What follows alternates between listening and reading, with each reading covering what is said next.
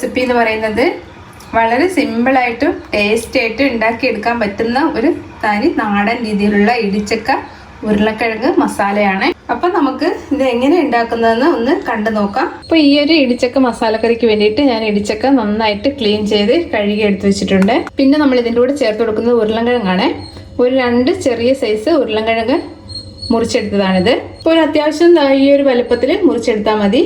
പിന്നെ ഞാൻ ഒരു സവാളയും ഒരു 10-15 ചെറിയ ഉള്ളി എടുത്തിട്ടുണ്ട്. ഇപ്പൊ ചെറിയ ഉള്ളി ഇല്ലെങ്കിൽ സവാള മാത്രം മതിയാകും. ചെറിയ ഉള്ളി മാത്രമാണെങ്കിൽ നല്ല ടേസ്റ്റ് തന്നെ ഉണ്ടാവും. പിന്നെ മീഡിയം സൈസിലെ 2 തക്കാളി അത് ഞാൻ അരിഞ്ഞു വെച്ചിട്ടുണ്ട്. ഇപ്പൊ ഞാനിത് ഒരു കുക്കറിലാണ് ഉണ്ടാക്കുന്നത്. നിങ്ങൾക്ക് വേണമെങ്കിൽ സാധാരണ ചീനച്ചട്ടിയിൽ ഉണ്ടാക്കിയെടുക്കാം. പക്ഷെ കുക്കറിൽ ഉണ്ടാക്കിയെടുക്കുമ്പോൾ നമ്മളുടെ ഈ മസാലയൊക്കെ കുറച്ച് തിക്കായിട്ടൊന്ന് കിട്ടും.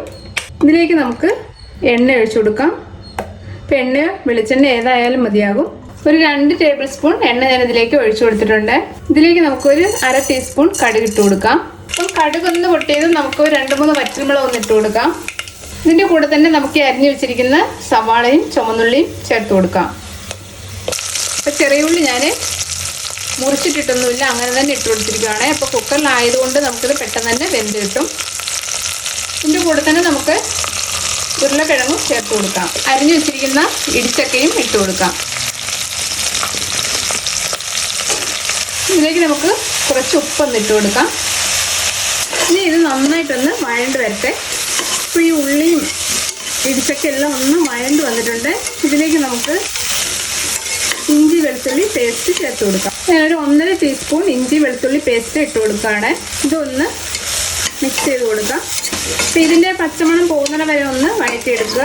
ഇനി നമുക്കിതിലേക്ക് പൊടികൾ ചേർത്ത് കൊടുക്കാം. 1/2 ടീസ്പൂൺ മഞ്ഞൾപ്പൊടി ചേർത്ത് കൊടുക്കാം. ഞാനൊരു 2 ടീസ്പൂൺ മുളക് പൊടി ചേർത്ത് കൊടുക്കുകയാണ്. എരിവൊക്കെ നിങ്ങളുടെ ഇഷ്ടത്തിന് ചേർത്ത് കൊടുക്കാം. അതേപോലെ തന്നെ ഒരു 1.5 ടീസ്പൂൺ മല്ലിപ്പൊടിയും ചേർത്ത് കൊടുക്കുകയാണ്. നന്നായിട്ടൊന്ന് മിക്സ് ചെയ്തെടുക്കാം. 1/2 ടീസ്പൂൺ ഗരം മസാല പൊടിച്ചതിട്ട് കൊടുക്കാം. ഒരു 1/4 ടീസ്പൂൺ കുരുമുളക് പൊടി ചേർത്ത് കൊടുക്കാം. ഇനി ഇതെല്ലാം കൂടി നന്നായിട്ട് മിക്സ് ചെയ്തെടുക്കാം. അപ്പം ഇതിലേക്ക് ഞാൻ 1 ടീസ്പൂൺ എണ്ണയും കൂടെ ഒഴിച്ചു കൊടുക്കുന്നുണ്ട്, ഈ പൊടിയൊക്കെ ഒന്ന് മൂത്ത് വരാൻ വേണ്ടിയിട്ട്. ഇനി ഇതിലേക്ക് നമ്മൾ ഈ അരിഞ്ഞു വെച്ചിരിക്കുന്ന തക്കാളി ചേർത്ത് കൊടുക്കാം. ഈ തക്കാളി ഇതിൻ്റെ കൂടെ ഒന്ന് നന്നായിട്ടൊന്ന് വഴറ്റിയെടുക്കാം.